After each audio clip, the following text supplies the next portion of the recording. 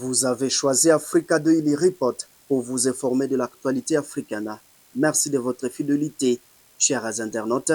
Il faut savoir que les affrontements entre les forces armées de la République démocratique du Congo FARDC, appuyés par le général Issa Ouazalendo et les rebelles de la coalition AFC M23, auraient pris de manière intense dans la soirée du vendredi 21 novembre 2025. La force aérienne congolaise a mené des frappes aériennes ciblées sur les positions des rebelles à Kibanda, près de Kasoko. Là, c'est dans le secteur d'Osso-Banyungu. Il faut savoir que les bombardements effectués par un avion de chasse Sokoi visaient à soutenir les troupes au sol qui combattaient l'AFC M23 depuis le matin.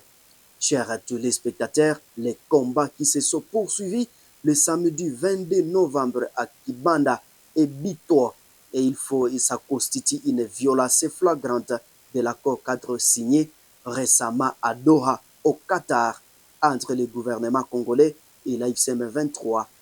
L'état-major général des forces armées de la République démocratique du Congo et FARDC est d'ailleurs dénoncé publiquement la persistance des agressions du M23, appelant donc les négociateurs américains et qataris à prendre des mesures face à des violations. Chers internautes de partout à travers le monde, il faut savoir que des mesures d'assainissement au sein de l'armée et crise immunitaire. Parallèlement donc au combat dans l'Est, le gouvernement de Kinshasa a pris des mesures fermes au sein de son appareil sécuritaire. Plusieurs officiers généraux et supérieurs des FARDC ont été interpellés et assignés à résidence le samedi 22 novembre 2025 pour des faits hautement répréhensibles liés à la sécurité de l'État. Selon le général-major Sylvain Ekenge, porte-parole de l'armée, cette action s'inscrit dans un contexte de lutte contre les détournements et les complots au sein des forces armées. Les officiers supérieurs des forces armées de la République démocratique du Congo FARDC, interpellés ces derniers mois, sont tous vivants et vont pouvoir de nouveau recevoir la visite de leurs épouses, a déclaré samedi Paul Tapu, président de la Commission nationale des droits de l'homme, CNDH, lors d'une conférence de presse à Kinshasa. Je cite, les dossiers de ces officiers militaires et une phase d'instruction, une phase d'approfondissement de ce qu'on reproche à ces officiers militaires. En entendant la fixation, c'est le procès devant la justice militaire, a déclaré Tapu, alors que la CNDH a-t-il rappelé, je cite, une institution d'appui à la démocratie qui a pour le rôle de veiller à la promotion et à la protection des droits de l'homme dans toutes ses dimensions. Elle fait le monitoring tant au niveau des institutions du pays qu'au niveau de ceux qui sont cités comme violateurs des droits de l'homme. Chers internautes, nous recevons des plaintes des individus personnellement et aussi des plaintes des institutions, aussi bien de l'État que d'autres. Concernant les officiers de tenue, il a précisé, je cite, par rapport aux plaintes que nous avons reçues des familles et des proches de ses compatriotes sous les drapeaux. Ils ne sont pas encore condamnés. Voilà pourquoi il m'a été donné avec d'autres responsabilités des organisations internationales des droits de l'homme qui étaient présents de visiter ces officiers là où leur liberté est restreinte. Leur liberté est vraiment restreinte dans le sens qu'ils subissent, si vous voulez, les coups de l'instruction juridictionnelle. Chers internautes de partout à travers le monde, il a ajouté, je cite, nous avons même échangé. Ils sont à bonne santé. Les médecins les visitent. Chacun avec des petits problèmes, ces petits bobos de santé. Et nous avons même blogué. Ils sont tous contents parce que nos léopards ont gagné. Ils ont suivi tous le dernier match contre le Nigeria. Chers internautes, il faut savoir, ils étaient en joie, ils sont même soutilés. Ils nous ont dit comment ils étaient très contents et fiers.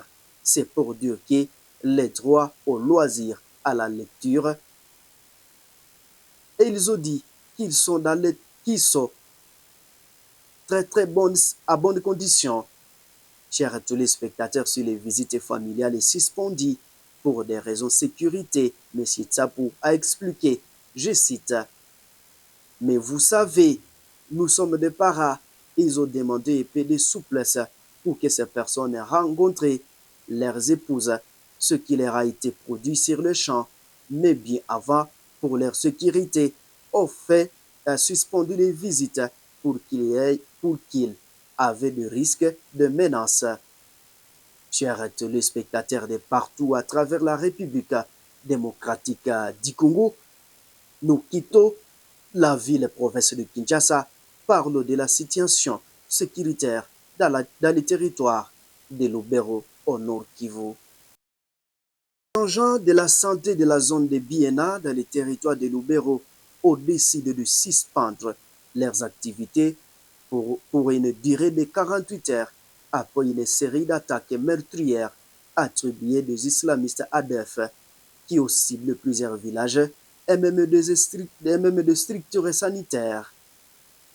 Les mesures faites suite à l'incursion survenue récemment dans la localité de Biamwe, dans la chefferie de Bassoa, où un centre de santé a été incendié. Plusieurs patients y ont été tués.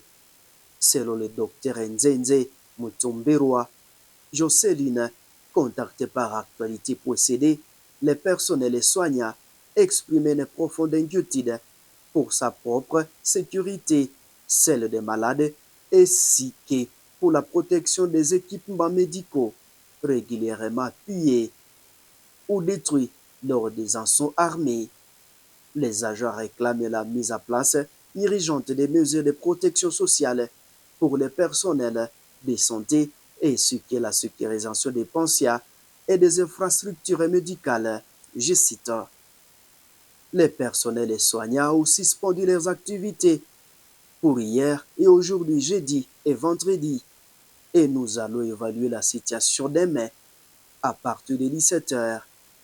Ils réclament qu'on assure la protection sociale des agents de santé, mais aussi celle des malades, et qu'on prenne des positions protectrices concernant les structures sanitaires. Dans ces structures, il y a des intrants de santé et comme à l'hôpital a été pillé, la structure a trop perdu. On ne peut pas avoir une structure sans intrants sanitaires. Et jusqu'à là, depuis qu'il y a eu des massacres dans cette structure, il n'y a pas encore eu de mesures prises par le gouvernement. Nous réclamons simplement notre protection. Nous, les personnels soignants, ainsi que celle des pensionnats. On ne peut pas maintenir des structures sanitaires sans intrants alors que l'hôpital a été pillé et que les pertes sont énormes.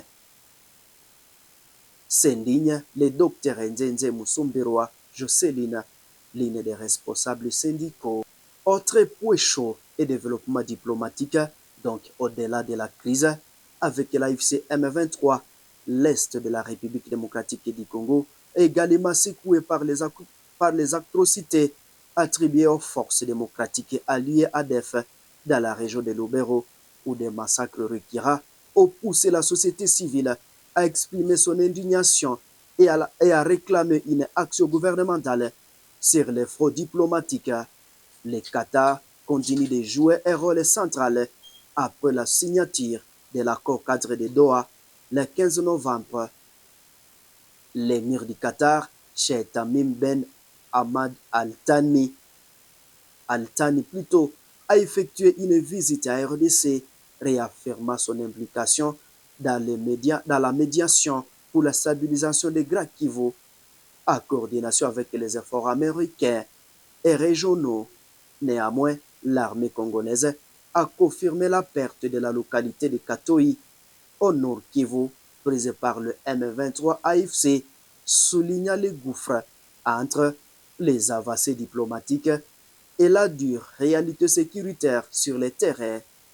Chers téléspectateurs, merci de nous avoir choisis. Si c'est la première fois de nous suivre, n'hésitez pas de vous abonner sur cette chaîne de télévision pour ne rien rater de la prochaine publication. Au revoir.